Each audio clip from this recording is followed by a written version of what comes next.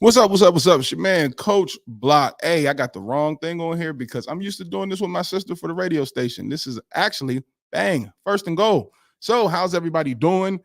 We're back. I'm back. I'm gonna say I'm back first because usually behind the scenes, my sister is manning the controls and all that stuff. But and I had that whole super long intro and all that good stuff, and I don't have the intro right now anymore because my sister's not here for me right now. So I got to do all this on my own. And it's a lot to control all this by yourself with the sound, the volume, the interviews, and all that stuff. So I had to keep it simple to make sure we had a crisp interview going on. And before we get into the interviews, we have three young men that we're going to be interviewing today. I have to give you guys some shocking news. I don't know if anybody is watching it. If you are watching it, this is crazy, but it's 53-21 JMU over UNC at halftime. Once again, that's 53-21 JMU over UNC at halftime. They literally scored 25 points in the first quarter, 28 points in the second quarter. That's crazy. So if people don't think that this transfer portal is real and evening out the stakes of the game out here, I don't know what to tell you because that should not be so one-sided. This is a blowout. This is almost just go ahead and let's get the second string guys ready for JMU after the end of the third quarter, but that's terrible. So what we're going to do is go ahead and get into these interviews because we got some great players. With the First and Goal 365 podcast, our goal is to give young players the opportunity to show themselves off the field. Many of you guys see them and you see the highlights, you'll see the pictures, you go to the Instagram, you can get a little bit of who they are as a player. But it's very important in the recruiting process to get to know who they are as a person. And so this is an avenue or a lane to be able to have these young men just talk and express themselves, to get to know their character a little bit, to show that they're just a little bit more than just the gladiator that you see on Friday night. So with that being said, we're going to go ahead and jump into our first gentleman because he has to go to Shaw University for a visit, which is fantastic. So we're going to go ahead and get him in so that we can go ahead and proceed on, or let him proceed on with the rest of his day. So first up, I have Mr. Tyrek Robinson from Vance County. How you doing, sir? I'm good. How you doing? Hey, man, I cannot complain. So look, I'm going to jump straight into the interview with you because I watched your highlight tape, and one thing that stuck out to me is that you are a pretty dang big DB. Well, how tall are you, man? 6 foot. 6 foot? What's that speed looking like? Have you been timed in any camps? My last one was 5'6", not 5'6", 4'6". I'm gonna say 5'6". You're a lineman. So tell me how the season's going so far for you at Vance and your teammates. It's going pretty good. Won all our games. We lost. We had a tough game last night. We lost. So now, go ahead. We're gonna bounce back from it for sure. That's good. So I was just about to ask, and for you as an individual, and then also for your team as being one of the leaders, how do you bounce back off of taking a tough loss? Going to practice ready, heading to the next team with a chip on our shoulder. Okay. You're heading to Shaw, and those guys down at Shaw, I know them very well because I coached with this staff at Shaw University, who's there. So Coach Jones has actually been on this podcast as well. When you're heading into Shaw right now and you're going to go take this visit, what's on your mind? Really just to get to know the program better and get to know the coaches and players more and deeper. Okay, cool. And real quick, we also have our scout here, one of our talent scouts and recruiting scouts, Ed Brooks. I'm gonna bring him in as well. How you doing there, Coach? Doing good, Coach. Good. What's up, Truck? How's it going, Truck? It's going good. How you doing? Doing good. Tell your dad hello. Okay, I will. Yes, sir. So let's get into a little bit about you off the field. So on the field, we see that you're a dominant player, locked in, focused. Tell us about how you are off the field and as a student. As a student, throughout the day, I'm just getting work done, studying, doing what I have to do. Good, good. What are your strong subjects? I have to say math and science. That's excellent. That's excellent. So then heading into a school like Shaw or any of the other visits that you have, what are some of the academic things that you're looking for when you're looking possibly for your next university and opportunity? Well, I want to major in mechanical engineering. Oh, okay. Okay, good, good. So then with majoring in mechanical engineering, you know that there's not going to be a lot of room for off the field stuff. That's a little different major when we're talking about Yeah. life. So there's a certain level of maturity coming into this game. So, and when I say game, I mean like college on and off the field. So tell me what helps you to know that you have to be locked in. Like what experiences have you had coming in to Vance County to where now your maturation is I'm on my A game? How has that transition been from a young player to now knowing exactly what you want to do? Well, it just helped me more, I would Mhm, say. mhm. So since I've been going through it for a little while now, so I know what to expect and I know how I need to arrange myself. Okay, great, great. What players do you look up to? So like who do you look at and say on the field that's the type of game I got and can emulate? One of our main players, Antoine Mhm. Doyle. Okay, got you, got you. Collegiately, who do you see, or not who do you see, because that's not fair because you're still looking for your school, but what type of feel from a team works for you? What are you looking for? A team that can just come together and bring each other up Gotcha. instead of Gotcha. just beating on each other. Just telling each other next play. Hmm. Hmm. Coach Brooks, you got any questions for him? Uh, Truck, what position do you feel more comfortable playing at the next level? Cornerback or safety? I know you've played, still are playing both positions at at the high school level, but at the collegiate level, which of the two positions you think is your natural fit? I have to say corner mostly. Okay. I agree based on the your film that I've watched you tracked you since high school. Yeah, I feel between the two you're a natural fit at corner, basically a shutdown corner, a dominant corner. Yes, sir. When you're out on that island as a cornerback, give us what goes on in your mind. Like, what are some of the coverages that you like, and what are some coverages that you really don't like? And I'm not saying you can't play it. It's just what coverage are you like, man? Coach, come on, man. I don't like that. Which coverages are your good and your Uh, bad? I feel like I like the most is cover one. Okay. I like to get hands on and control the receiver, Okay. and Okay. then probably cover three where I have to play back some Yeah. and not being able to come down as quick. Okay, okay. And so, there's strengths and weaknesses in every player across the board.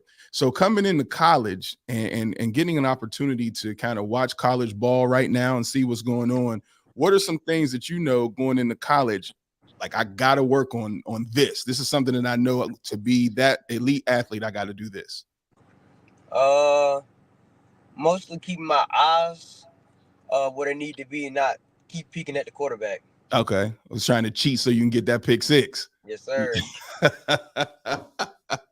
All right. So give me some advice that you would have for a younger you. So now here you are as a senior, right? And you're getting ready to go on college visits and all that good stuff.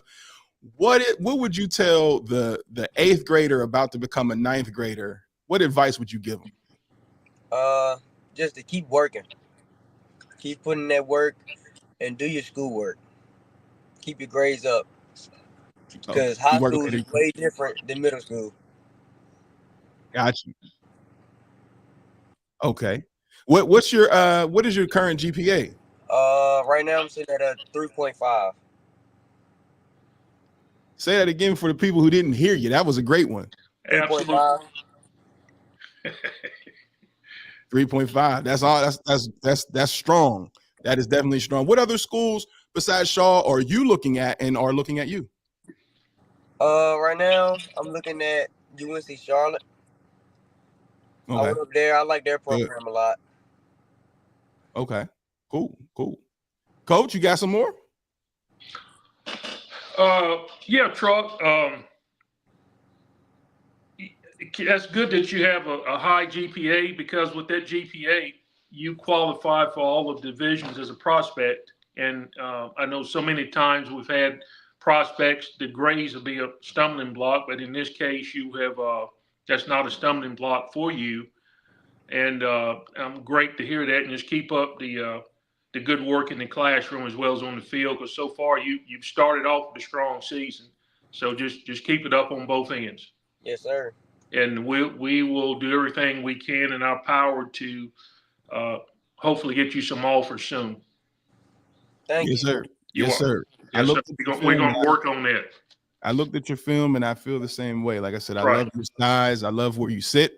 And I'm looking forward to more of what you're doing this season. And as the games keep going, continue to make sure you put your highlights up game by game, because as a senior, you want to make sure everything is ready. So when a college coach comes in, you don't have to wait and say, oh, I'll get you my highlights. Just have them already set up on Huddle, which you're already doing. And so with that being said, man, I don't want to hold you because we got a couple other guys we want to get to, and you got a visit that you're going to. So tell Coach Jones and those guys down in Shaw, Coach Block said hello. And make sure, you enjoy yourself and get there and home safely, my brother. I will. Thank you for having me. All right. See you, Truck. All right, man. Have a good season. Thank you. Yeah. So this is what it's all about. Now, Coach is in, so we can talk a little bit before we get to our next guy. How you feeling, Coach? I'm feeling good, man. Feeling good. A lot of the kids have been monitoring. They're off to great starts, and that's good and great to see. What about yourself? Yeah. I can't complain, man. It's different being on this side of the ball and watching. Last night, I found myself getting antsy with a few of the scores I was seeing, just that blood boiling again. But I also know that the work that you do and the work that I would like to do is necessary for these young athletes. And if you can, I'm gonna just give you a little bit of time just to speak about what it is that you do, because we want people to know when they see you what you're doing. Well, I'm a scout, and what a scout does, I'm looking at the player's performance on the field. And I do the scouting report is a performance evaluation of the players on the field, and not only on the field. When I get on the sideline or if I'm watching film, I look at how they warm up. Mm-hmm. That's crucial, because if they're serious and dedicated about warming up, that translates onto their playing actions on the field. Mm-hmm. And I look at the position groups. I look at their movement, lateral movement, footwork, speed is crucial. Footwork is crucial for a lineman. The DBs have to be able to backpedal, have to be able to change directions quickly, because the receivers, there's some speedy wideouts. Right. And if we can't change directions quickly, you're not going to be able to properly defend them. Right. And for the linebackers, need to be able to have good lateral movement, be able to change direction, be able to cover the receivers or running backs and the flats on the short passes. Right. That's what I look at for the linebackers. Wideouts, looking at the way they run their pass routes, because at the next level, if your pass route running is not defined and precision, it's going to be difficult to sometimes almost impossible to break open from the defender, defensive back to catch a pass. So I'm looking strictly at their performance evaluations on the field. Great. And it's so important to do that, because a lot of people kind of ignore that and they want to go with the fluff, which we'll talk about as soon as we get done with the interviews. They go with the fluff of this and follow the hype train and not realize that there is true evaluation that needs to be done so that colleges can make a fair assessment on what it is that they're looking to invest in, because this is an investment. Invest in on the next level. That is key. A lot of this is, a lot of people think that it's just, my son shows up and he should get, because entitlement. And we're going to talk about that coming up, where, guys like yourself, we sit down and we actually watch the film and give you the assessment based upon what we've had conversations on with coaches, because Right. the one thing I say all the time, coaches talk to coaches. So, Absolutely. but we're going to get into the next two interviews so we can have some fun and give some parents and guys that are watching some information, just some cheat sheet stuff that they can have coming up. So what we want to do is get into Mr. Bradley Chapman, who is coming from Hillside High School. We all know Hillside High School has a rich tradition of winning and just that whole culture over there, giving you almost an HBCU feel before you get into HBCU. So let's bring up Mr. Bradley Chapman. How you doing, sir? How's it going, Coach? You doing good? Hey. What's up, Mr. Bradley? How's it going, Mr. Brooks? I'm doing good, man. Good to see you. So Bradley, man, talk to me, man. You coming from Hillside? Like, tell us. Like, there's a lot of schools in Hillside. You got Riverside, you got Jordan, you got Northern Durham, Southern Durham. Tell me what makes Hillside special to you. I think it's the way that we all just click together, and the way that we are player led, and the way like all of our relationships are just all together, basically. Good. So now you're as a senior, and everybody that we're talking to for the viewers are all seniors. So now as a senior in that leadership role, understanding that Hillside, there's a mystique about Hillside. When Hillside shows up, you're expecting physicality, you are expecting speed, and a little bit of an attitude about that. How do you as a leader keep that Hillside thing going as a leader on your team? I make sure to keep my teammates accountable. Whenever we mess up, I make sure to tell them, make sure next play, just next play. So tell me a little bit about yourself off the field. One, starting with your GPA, and then what subjects do you thrive in? I have a 3.5 GPA. Hold up, stop. Say that again for the people that may not have heard that again. You have a what now? I have a 3.5 GPA. Yes, sir. Go ahead. Yes, sir. And the subjects that I really thrive in is pre-calculus and economics. Yes, sir. Just a little bit about Coach Block, man. Whenever I hear people say calculus, man, I get the shakes because I thought I was good at math until I hit calculus. I struggled in college with calculus so bad that I changed my major. So when I hear you young guys in high school talk about calculus, I just start shaking, man. So congratulations on that. What majors are you looking at for school before we talk about football? I'm thinking about majoring in sports medicine and minoring in finance. Sports medicine, another major that requires a lot of work and diligence and discipline. How are you preparing yourself for that now? I'm making sure to study my craft. And yes, sir. Cool. Coach Brooks, I'm sorry, I'm hogging up the mic. Go ahead, Coach. No, that's fine, Coach. Bradley, what schools have expressed interest in you? I think you may have one or two offers. I have an offer from St. Andrews at the moment. Okay. Congratulations. I'm looking at East Carolina, UNC Charlotte, North Carolina Central, North Carolina A&T at the moment as well. Now, are they recruiting you as take it as a D tackle or nose guard? Both. Both. Mostly nose guard. Okay, that's what I thought. Based on your film and what I've seen you at camps in person, I think you're a better fit or natural fit on the defensive line would be at nose guard. You would excel at that because of your quickness off the ball. That's the first thing that I noticed when I watched your film, because I asked Coach Brooks for your film as well so that I knew what I was talking about when I was talking to you. And the first thing that I did notice was your explosion off the ball, which is great.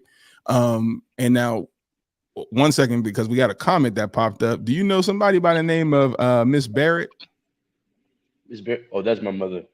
I know. She just made a comment and said your mom is a teacher and your grades are required. So I just wanted to shout out, Mom. You're doing a great job. A very good job.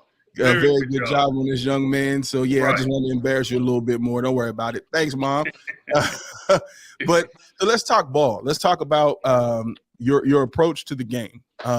So once again, like I said, we know physicality is a big thing. with Hillside, and we also know that these guys are coming in with a bit of an attitude and a lot of swag.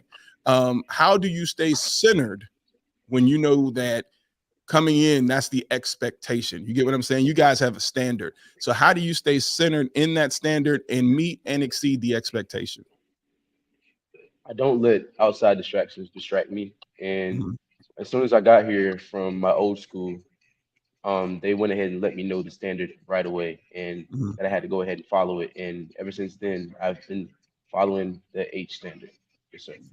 Good. And give me something about yourself that is a standard, like that you won't let go. So Hillside has its standard, right? But you also have to have your own identity amongst a team. So what are some things that you may have as like your personal motto, your personal standard for yourself? I think my standard is to always work as hard as I can, and just never let up on my hard work, because all of it's gonna be it's gonna be worth it in the end. Yes, sir. Yes, sir. Coach, I'm sorry. Once again, I'm hogging the mic. I'm sorry. No, Coach, that's fine. Well, Bradley, as we told Tyrek, just make sure after each game on Friday night, within a day or two, that you upload your game highlights, and me and Coach will continue to interact with coaches on your film, and hopefully get you some additional offers. But make sure you keep your within a day or two, get your new game highlights up on Huddle and Twitter. So, because I contacted on a regular basis, and it's important that you have it uploaded. So when the coach says he's looking for a D lineman, I can send it to him, and I don't have to wait to contact you to get additional film. That's what we tell all the guys that we help. Yeah. Now, who are some guys that you look up to in your position, college and NFL? In the NFL, I look at the Byron Murphy and Aaron Donald, because they're around my build, and I feel like we have the same amount of play style too. Yes. Now, one thing I can tell you about Aaron Donald, I coached at his high school because I'm originally from Pittsburgh. I coached at his high school and had the opportunity to see him play a lot at Pitt. And the one thing I can say about him is his off the field work ethic was insane, because he was slightly undersized, is what some would say, but he also used that to his advantage. So now when you're training, how hard is the training that you go, knowing that you may have to go against guys that might have you by, a few inches or so? What are some techniques that you like to use, or some techniques that you got in your utility belt? Well, first off, I'm gonna go ahead and give a shout out to my trainer, Andre Purvis, WCO 70, and we work on a lot of get offs. We work on a lot of block shedding, a lot of mental stuff, and physical stuff as well. He gets me right for the game and make sure I stay low, come off the ball, shoot my hands. Yes, sir. Cool. What is your dream school? Meaning, like, it has this, it has that, it has this. This is what's comfortable for me. What would be your idea school? You don't have to specifically say one. Don't shoot yourself in the foot. Just give the characteristics of the school. Yes, sir. Well, I would say that East Carolina is my dream school at the moment, because it's close to home, and it has good academics as well, and it has a pretty good football team, and I feel like I would be a really good fit over there. Okay, cool. And my last question before giving it to Coach, before we get you out of here, is, every player has to be aware, just like I asked Tyrek, of their weaknesses, because you're only as strong as your weakness. If somebody finds that out or they see it on film, they're going to use that against you. So what's one thing that coming into your season as a freshman, walking in, you say, this is what I want to work on so that I can be the complete player to be able to compete right away? What is one of the things that about yourself that you say, this is what I need to work on? I feel like I need to work on my overthinking when I get onto the field, because I don't want to overthink the play before it happens. I feel like I just need to go ahead and not think, just go ahead and do. Hey, man, let me tell you something. There's nothing better than having tapped in parents. You want to know who answered the question before you? Mom. And you want to know what she said? What did she say? Overthinking. Oh, my God. Oh, my God. Now, that's what you call locked in. Mom is locked in. She answered the question way before you did. Coach, you got something before we close out? Yeah, just one thing along the parent line. Yeah, his parents are locked in because I'm steadily getting text messages from his dad, which is good. Yeah, and it makes our job easier when the parents are locked in to the kids, because they're keeping it up to date with what's going on, and it makes my job a lot easier.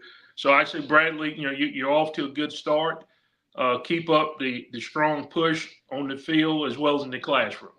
And anytime you need anything, or if you have want us to send your film to a school that we may have missed or not aware of, just hit us up and we'll do it. Yes, sir. Keep working. Keep grinding.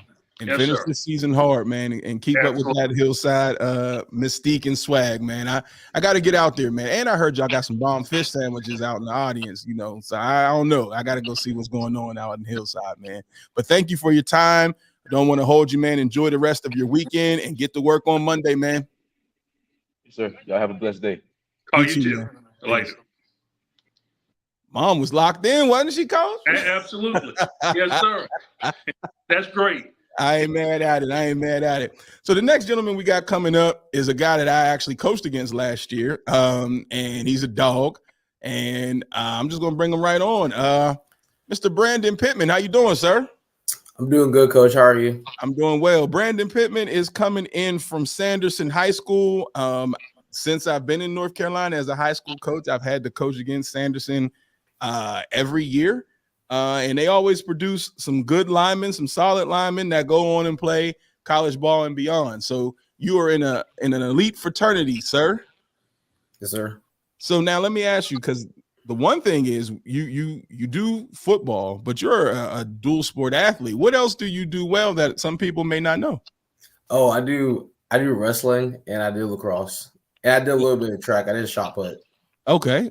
Now wrestling, you got some hardware in wrestling, don't you? I would say. I mean, I've been to regionals ever since my sophomore year, so I feel like every year I've gotten better at doing wrestling. Good. Now, tell us where you're at as far as offensive line, because last year you were guard, but I was told that your position moved this year. Is that the case? Well, I've stayed at guard, but I'm versatile. I can move to center when I need to because I'm the backup center on our team, but I'll start at guard. Okay, cool. Okay, now being a cerebral player, meaning that, not a lot of people understand how hard it is to be a lineman and not only be a lineman, but play multiple positions on that. So talk about the versatility you have to show when we're talking about going from a guard to a center position, because it may not seem like a big deal to some, but for those that know, that's not easy. Well, it takes a lot of, aggressiveness, the ability to be able to be calm under pressure, because guard and center is different, but center, you have to focus on snapping the ball and blocking. It's like one swift movement. You can't let the pressure get to you. You just got to have a cool and clean mindset. Oh, I was going to get into the mindset about that, because a lot of people think football players are dumb jocks, right? And when you get ready to get down to snap the ball, could you go over what you have to do as far as just checks? Because people don't know centers have checks and have to identify certain things, and so do guards. Could you go over, just put us into your mindset before you get ready to set the ball or snap the ball at set? Well, you got to make sure everyone's feet are set to begin with, your offensive lineman. And then you look at the defense, you look at the linebackers, the D-line, where everybody's set up. And then right when you're before you snap, you got to make sure you can see the quarterback, because the longer you look, the more accurate the snap will be. Right. So you don't mess up the snap. So my last question, I'm gonna sling it over to Coach. So when we're talking about a center and a DB, because DBs will tell you that they got the hardest job because they got to do everything going backwards. And my argument is the hardest job on the field is center. What do you say? Who has the hardest job on the field? I mean, I would say, to be honest, any position anywhere is hard, but I feel like center's a little bit harder because you got to focus on hitting someone immediately after you snap the football. The DB doesn't really have to make contact immediately as soon as the play starts. Right. I feel the same way. How about yourself, Coach? What you thinking? Mr. Pittman, yeah, that's a good question. Do you feel comfortable playing at the next level at center versus guard? The reason I'm asking, a good center is a high priority, and if you're comfortable at playing center at the next level, that may increase your offer opportunities. Yeah, I feel comfortable playing center at a higher level because I feel I have better leverage because usually the centers are the shortest on the offensive lineman. Right. And I already have a lower leverage than the nose guard, so it's easy for me to block the nose at center. Okay. Mm-hmm. Well, that's good to know. Yeah. And so when you're speaking of leverage, how much does wrestling play a part in your success at being a lineman? Wrestling, I feel, adds a lot of aggressiveness. And for wrestling, you have to already get the moves you want to do in wrestling. You have to be lower than the guy is because the lower man wins. Mm-hmm. Mm-hmm. I feel like it's the same thing in football too. Because if you're lower on the line, you're driving and blocking someone, you're gonna win. That's how I win most of my reps. Okay. Okay. So then now let's get a little bit about off the field, just like we did with the other gentleman. Let the coaches get a chance to hear you be a well-rounded student. What's the GPA and what's your strongest subject? My GPA is a 3.0. Oh, say it again. 3.0. All right. That's great. And what's your strongest subject? I feel like my strongest subject is English, and and my other subject that I enjoy doing is econ. Okay. And what ideal majors are you thinking about for school? I was thinking of majoring agriculture or any kind of business because I feel like there needs to be more agriculture, like in general, because not really a lot. Okay, that's very good. Yes, and you're correct. So then, what school would fit you best? As far if you have a dream school, you go ahead and say that, or what school ideally, without specifically saying if you don't want to. What is the type of fit you're looking for? Big campus, small campus? What are you looking for? I would say any campus that makes me feel welcome.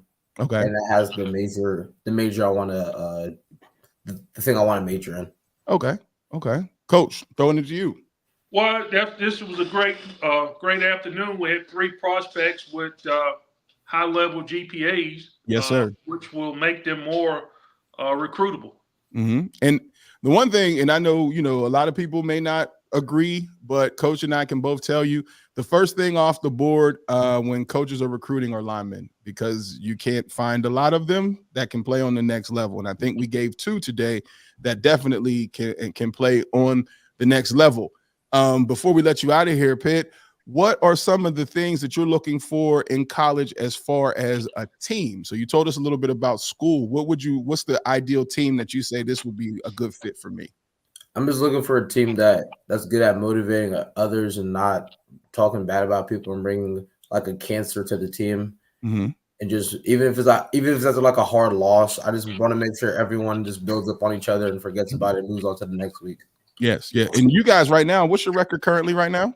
We're 3-2 because last night we had a tough loss. We went against Millbrook and we lost. Okay, so then as a leader in the locker room, how do you help the team bounce back from a tough loss to Millbrook?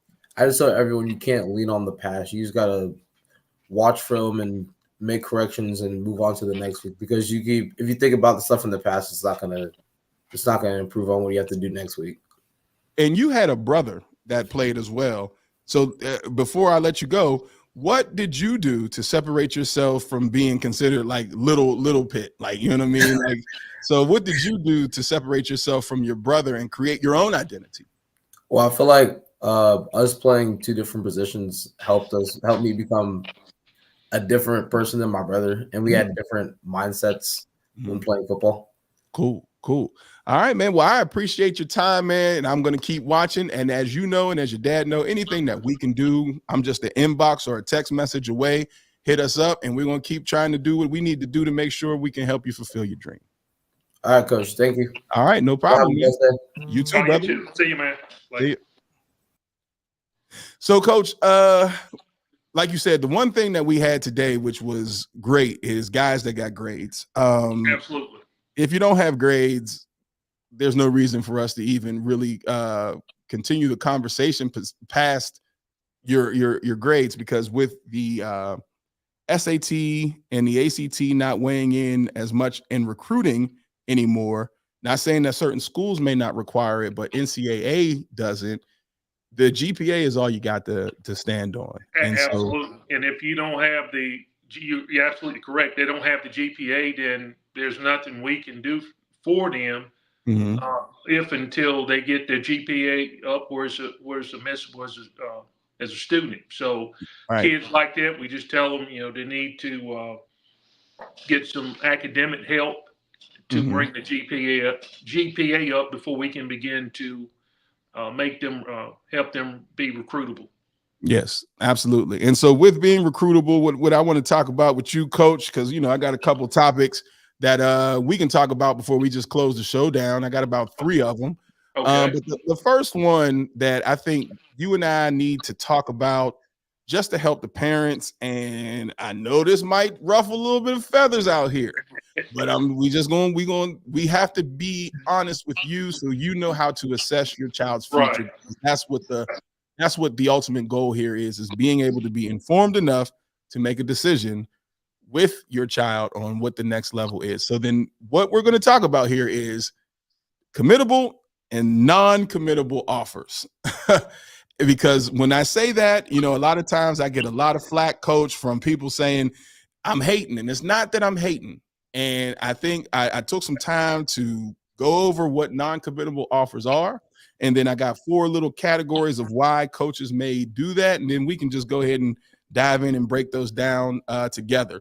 So first of all, I have non-committable offers in college football is an offer that requires a recruit to wait before they could commit to the school. And this is different from a committable offer because a committable offer, the school will be ready to take you at that time. And there's some reasons that I got, and these are what we'll talk about to give a better understanding for the parents. So the 4 reasons that I have that, you may receive a non-committable offer is 1, the offer is based on, getting to know the commit a little bit better before they fully commit to you, meaning that this is kind of less them saying, we're looking at you, we may have a spot, but there's a little bit more work that needs to be done. The other one is the recruit needs to possibly attend a camp so that the coaches can see them on campus and lay some eyes on them. And then another one is that the school has to develop a better relationship with the parents and the decision makers and kind of get an understanding of the background of the player. And then the last one I have is the spot right now may be closed. You might not be as high on their board, but they also want to give you the opportunity to know that we're interested. So there's a pecking order in the depth chart, and they're recruiting somebody. They may be recruiting 2 guys, and you might be the 3rd. So if they don't get 1 or 2, then they give you the opportunity. But I'm gonna let you weigh in on that, Coach. Well, I've run across a lot of kids that have non-committable offers, and I've had a couple of parents to in discussion about that, and I said, well, contact the coach that reached out to your son and ask him, tell him I'm ready to commit to your school now. And if they say no, then it's non-committable. Because I said non-committable is nothing that you need to sit and wait around on, because unless the higher priority prospects go elsewhere, the chances of that offer becoming committable is slim to none. So correct. I advise any parent not to put any weight on non-committable offers. And I feel the same way. And I've told parents time and time again, don't believe everything you see when you see a guy saying he has, 20 or 30 offers. Oh, I lost Coach, but that's okay. He'll come back. Don't put in a whole bunch of weight when you see a guy saying, oh, I got 40 offers, 25 offers. That's all well and good. Don't get me wrong. But that does not mean that those offers are committable at the time. And if you want to find out, then you just tell them, okay, I want to come to the school. And then or I want to have a visit.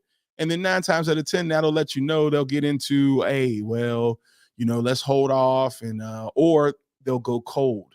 And so sometimes when things go cold, then that offer that you received was not necessarily the offer that you thought you had.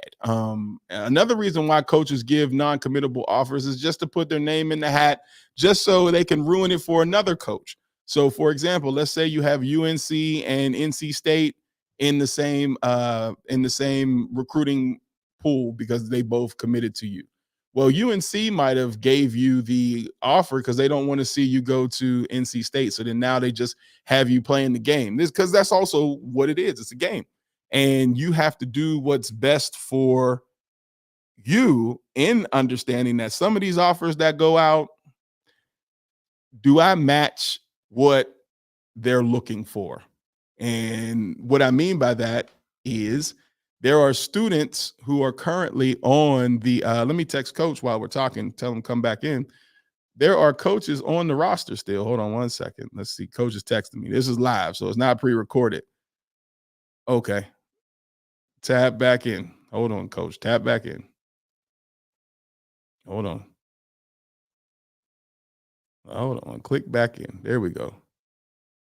Sorry about that, guys. It's live.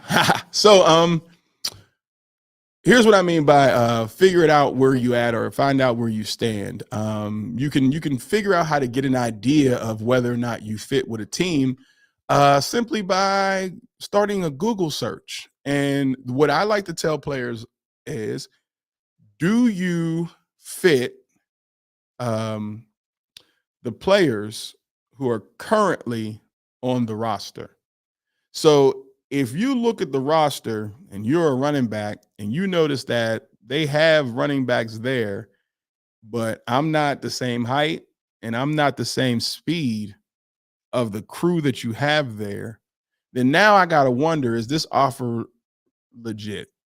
If I'm a receiver and I notice that the coaching staff currently has 8 receivers and all of them are 6'3", 6'4", and I'm 6'1", okay, I need to figure out like, okay, well, what makes me unique and why are you picking me? Because I don't fit the prototype that you already have on your roster. And maybe the staff is looking for something different.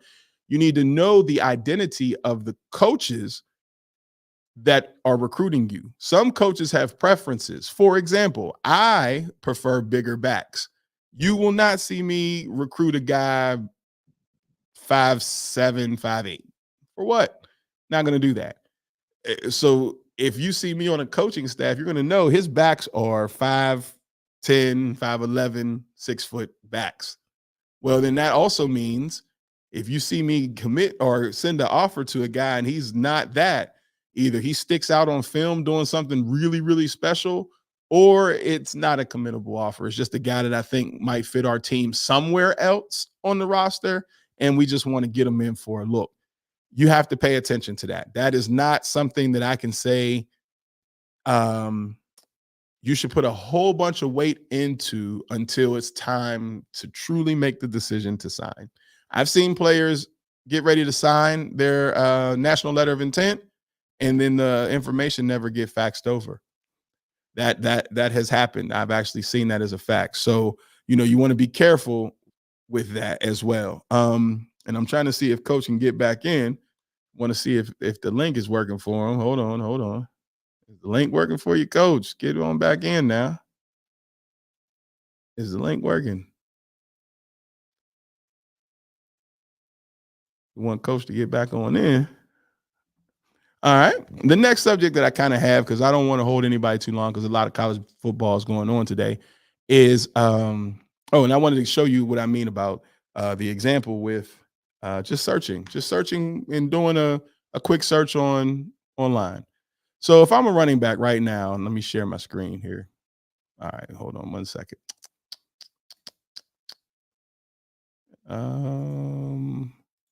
So if I'm a running back, and let's say I want to go to UNC. Say I like Omarion Hampton and I want to go to UNC.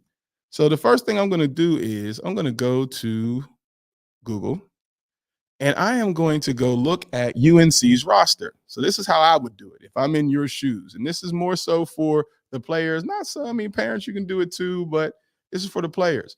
So I'm going to go look at the current team, right? And let's not look at the fact that they're getting blown out. Woo, that's terrible. Let's go look at the roster. And we're going to look at here. All right, so I need to go look at all the running backs and then see where I match up, how I match up, if I match up. And then that gives me the opportunity to kind of see where I align. So let's say like Caleb Hood right here. He's 5'11", 220. He's a senior. We also know that Omarion Hampton is a big guy too. I don't see him on here. Where is he at? So hold on. I think he's 28. So Omarion Hampton, 6 foot, 220. Okay, so they got two backs that are 220. Darwin Barlow, running back, 6 foot, 220. So that's telling me something, right, guys? Like that would be telling me right now that if I'm 5'8", 175, is this a committable offer? Like, is this something that I don't see too many running backs that are small. The three guys that we see right here are 220 and no shorter than 5'11". So that's something that you would have to see, even 5'9", but he's 205. So 220, 205, the weight and all that stuff starts to pay dividends when we talk about, well, are they recruiting me? Here's another running back. You got 5'11", number 21 here, 5'11", 215. He's a freshman. So all their running backs are 200 plus. So that would tell me I need to go check out and see, okay, well, let me see how I match up. Then the next thing I would do after that is I would then go to their huddle tape, because everybody has huddle. And so once I found out who I wanted to discover, is nothing but a quick huddle check to see, well, do I match? So the next thing I would do is I would pull up their huddle link. Let's see how that would go. Hold on. Oh, coach is back. All right. Yeah, I'm back. What's up, coach? I'm sorry. I was just going over. No problem. That's good. Okay, cool. So good. What I was doing was going over, like, if I was a running back and I was interested in UNC and I was 5'8", 185, I would have to go look and see, like, and let's say they offered me, I'd have to go look to see and get an idea if this offer may be legit. I could simply look and see if I fit the mold of the guys that are already at the school. And so what I was showing the audience was that UNC has a tendency of having bigger backs. So, for example, you got Geis, I think that's how you pronounce his last name. He's 5'11", 215. Then you have French, who's 5'9", 205. Barlow is 6 foot, 220. We already know Omarion Hampton is 220, 6 foot. And Caleb Hood is also another 200 plus back.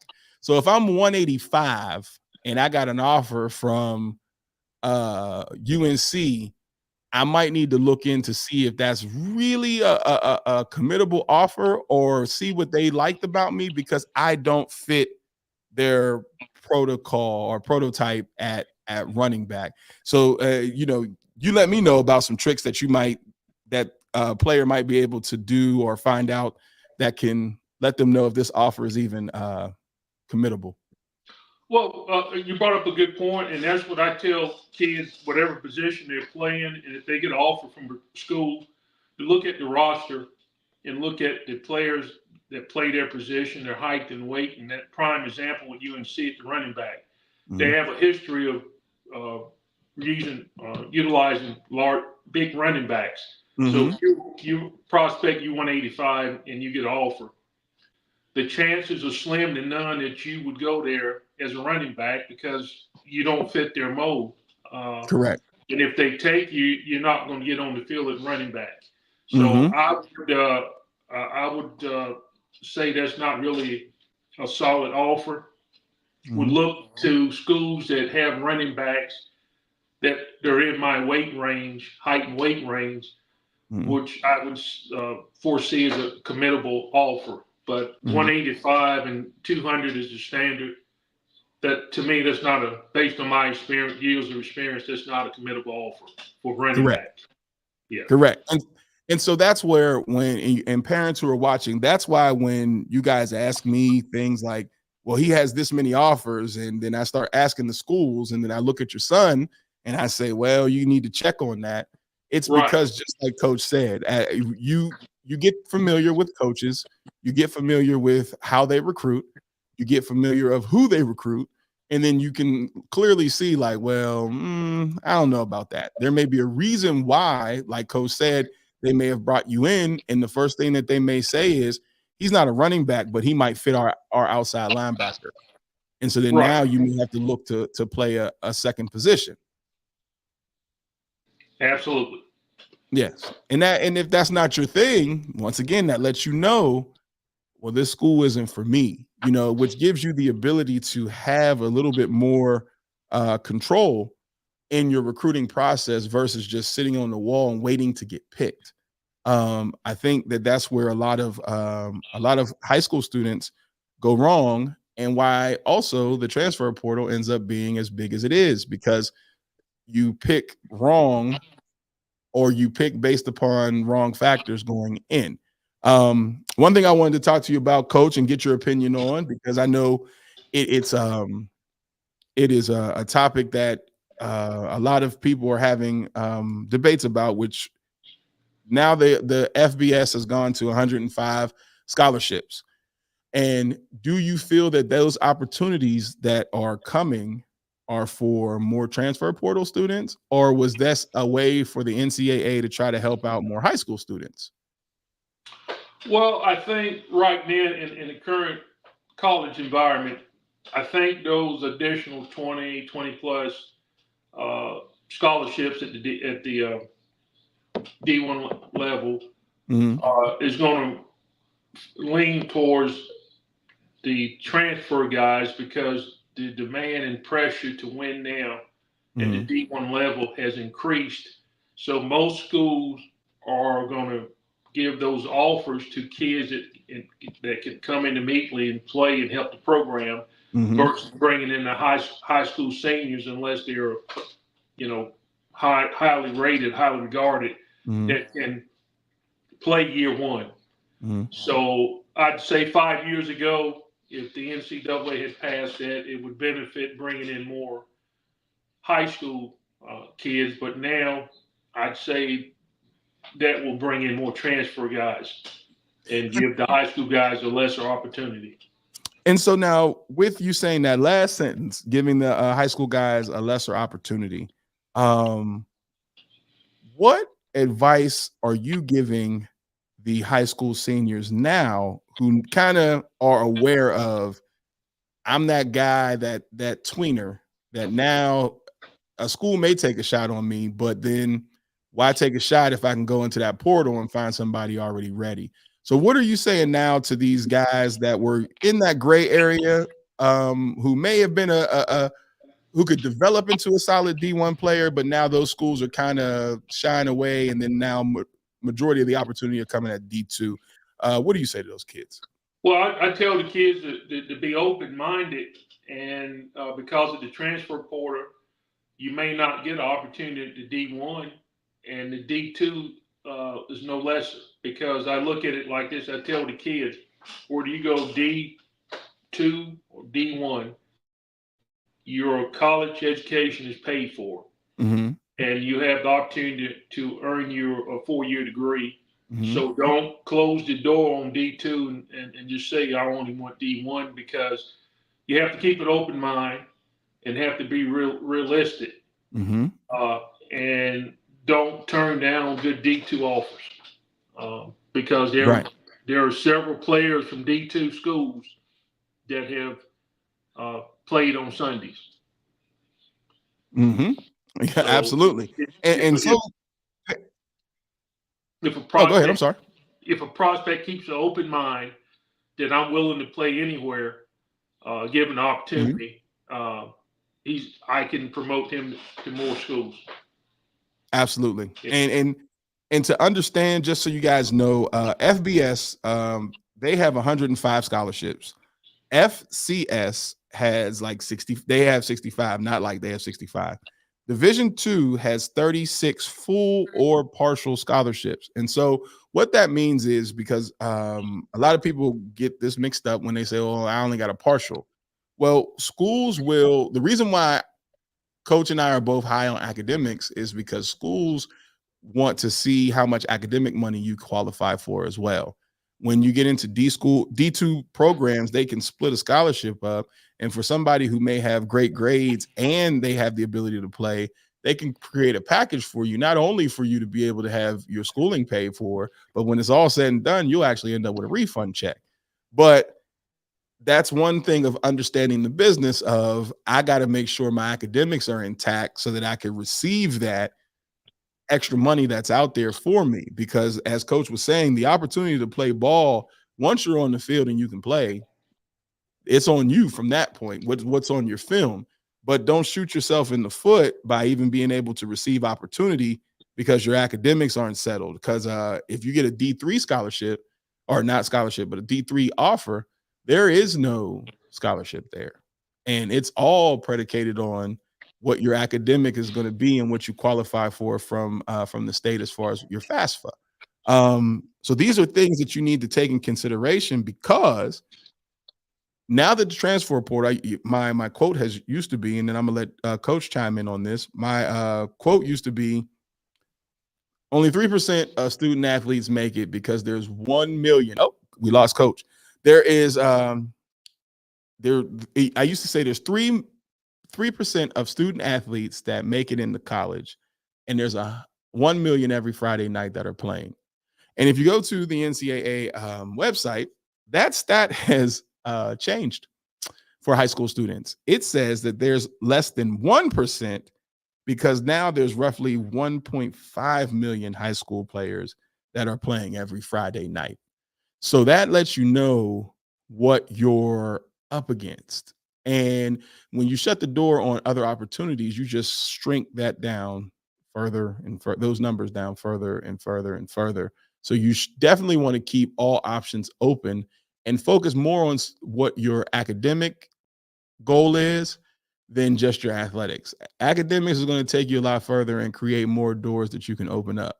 And then also what I would want to get into, my last piece is, parents, you need to be aware of, we got Coach back. Here we go. What up, Coach? Got you back. Okay. All right. And the last piece I wanted to go into, Coach, and I think it's not talked about enough, because it's a code amongst the coaching world to not necessarily talk about coaches amongst coaches. But sometimes you have to be aware of who your coach is. And the reason why, and some parents, you may disagree with me, but this is the rules. Coaches are not obligated to recruit your players. Nowhere in their contract does it say that they have to recruit your player. And some coaches don't know how to recruit your player, meaning a 5-star guy is a 5-star guy. He looks the part. When you cut on the film, he plays the part. He doesn't have to be recruited. But sometimes those guys who aren't passing the eyeball test on the field and off the field, you got to find homes for them, because you got to kind of figure out where they may fit. Some coaches do it, some coaches don't. Coach, would you like to elaborate on that point? Well, yeah, that brings up a good point. And it's good to know some of these coaches or what they're looking for, or what they're willing to take a chance on, to give them an opportunity to play at the next level. And sometimes I just ask them. I said, Coach, I got a guy, he's a good kid, good student, good film, and he would be a good team player. And I just ask them what they're looking for. And when I know if kids fit the mold of what that particular coach is looking for, then I recommend that kid to be given opportunity. Yes. To play at that level. So that's key to have a communication with some of these coaches, and get to know what their likes and tendencies are. Right. Yeah. And high school coaches, I'm telling you now, as I stand, you have parents be aware of how your high school coach communicates about recruiting. And I'll give you a very specific example. And some people might be like, oh, here's what I mean about breaking the coach's code. One of the things that stressed me out the most was when I see kids who have the abilities to play college ball, but then they're not being coached for college ball. Some coaches coach for college ball. Some coaches coach to win high school football games. And there's a huge difference.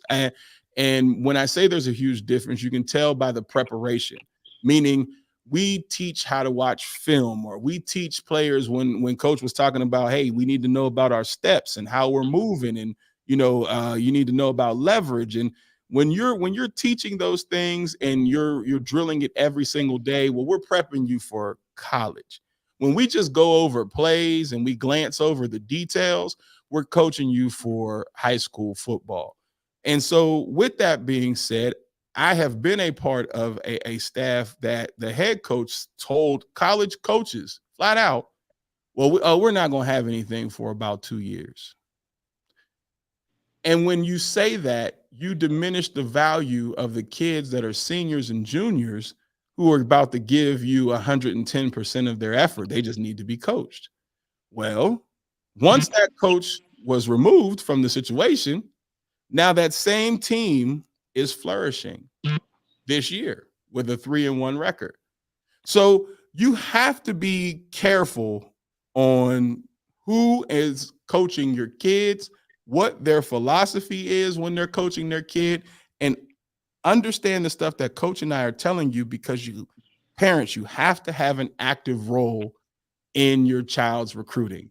I'm not saying helicopter parent, and I'm not saying be overbearing, but I am saying be very informed about who and what are talking to your kids and what's being said. What do you think about that, Coach?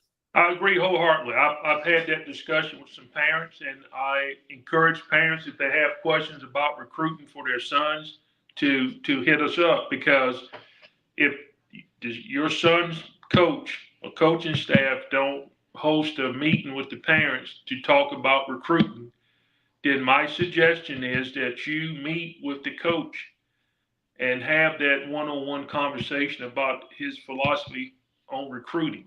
Then you know where you stand, but you can't sit back and assume something. You need to, as a parent, need to take an active role and get an understanding, as you so clearly put it, what the head coach's philosophy is on recruiting.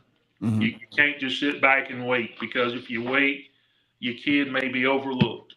Yes. And I've seen it happen more than once. As well as I. And please, parents, and I'm putting this plea out there because we are, I wanted this show to be roughly about an hour, and we're almost at that mark. But I'm putting this plea out there to please don't wait. When I say take an active role, that doesn't start when your child is a senior. No, sir. Unfortunately, if you take that active role as a senior, you could be a little too late. And I'm saying even on the D2 levels, because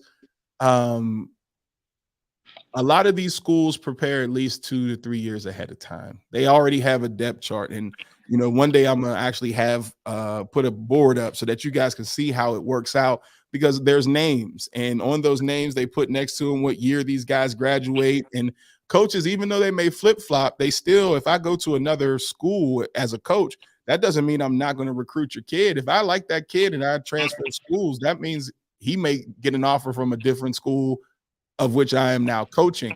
So you need to know these things, and it's extremely overwhelming. And I'm not saying it to be to be too harsh or to scare anyone.